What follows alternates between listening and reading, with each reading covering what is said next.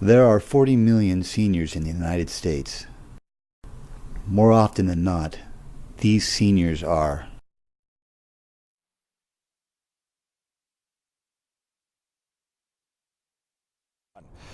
I mean, when I see an old woman tell me that this is a place where they send them to die and forget about them, what is wrong with everyone? How can we just stand by and let this happen? I would stay over pretending to work, and I would find nurses sleeping in rooms that were non-occupied when they're supposed to be doing their job. I would find them smoking and going out to eat, and when they're supposed to be taking care of the patients. I complained and I got laid off. Whenever a corporation buys these nursing homes, the first thing they do is they will start cutting staff.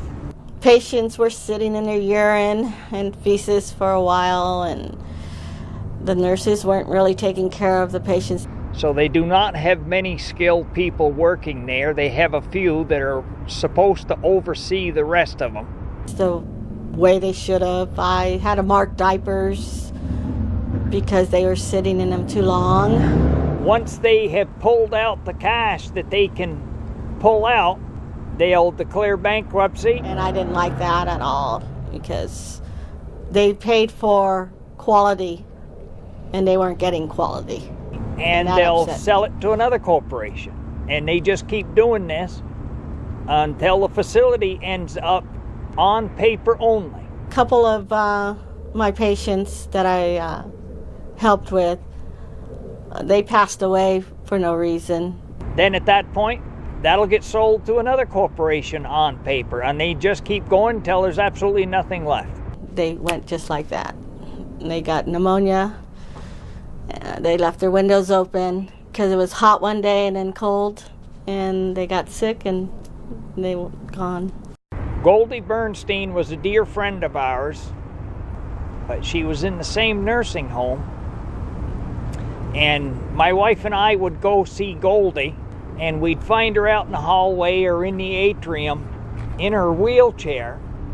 I had another patient that was chair-ridden, mind you, always in a chair. One day I looked and she had like a seatbelt on. They had her strapped in her wheelchair. Sleeping in a chair, and it wasn't cool, and she never talked to anybody. And I asked why, and they said, well, if we leave her too long by herself in her wheelchair, she'll just slide out onto the floor. But when I started working there, I paid more attention to her and I got her into a bed. I will never put my family in a nursing home. No, we're not. Oh, no. I'm not malnutrition and everything like that. Oh, no. No way. No. It's too depressing. You know, they're dying and they're sick. They can't move or nothing. Usually a nursing home is because you need somebody to take care of you. One of those people that as long as I can stay on my own 2 feet, I'm not going to a nursing home. They take their money, they beat them, and don't even give them the medication the way they're supposed to. Because we don't want anybody else in the house taking care of my father-in-law, because we want him to live. Doctors are all telling me that to put him in a hospice, and he's not ready for hospice. He's still eating, but if I put him in a home, he'll say no. Which he does. He says no to everything. I don't let him get away with it, but the nurses will, and they'll deteriorate him, and he's not ready to go yet. I decided to give it all up because I had a part-time, 1 day a week class with seniors, teaching them, instructing them Tai Chi, and I seen how well they were reacting to me and how much they were in joy and laughter toward me. You know, I said, you know, this is what I need to do. I need to get involved.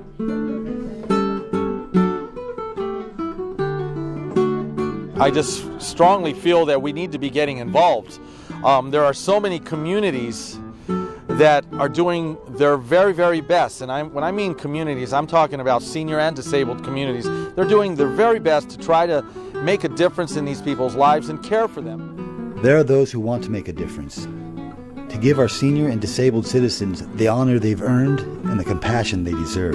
The National Compassion Holiday, it's a federally paid holiday for senior and disabled citizens.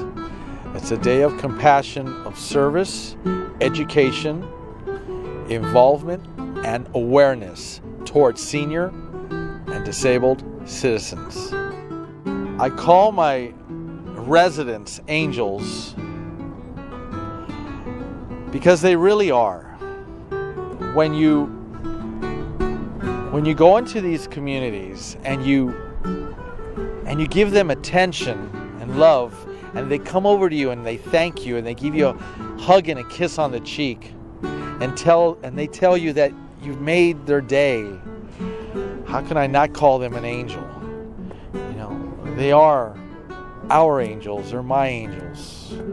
I highly respect and honor them with everything I have, including my life. They've gone through a lot, and they've earned their wings. I created an organization. It's called the Chi Foundation. It means Communities, Health, and Wellness Involvement. It's an organization which will encourage and create involvement with wonderful, talented individuals to go into these communities and assist them with their activities. I've just, for instance, I have several entertainers that are, go to communities and, for example, Daniel Torres, he's a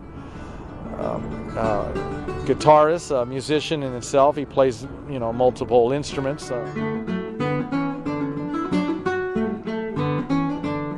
These communities that I attend, there's not enough staff members. They try their best and they're doing what they can, but it's not enough. It's definitely not enough. They need help. They need help from all of us. This is a great nation. We are very compassionate to people, but let's just join all together and start making a difference here and create a holiday for them, That's all. It doesn't take much. First of all, I would like to thank people that have come forward to say something in regards to our support for the National Compassion Holiday. The residents and owners of yesteryears, I thank them. They are a wonderful bunch. They care about their residents, and I'm proud to know them. I'm honored to know them. The Bruno family struggles with MS every day, and he has inspired me to show me strength. He's inspired me to appreciate life. He's inspired me to make a difference, because there are many like him out there that live every day in the same way. He has taught me honor and respect to the fullest. Stood by me and felt that this was the right thing to do, and will hold their lives, their blessings in my heart forever.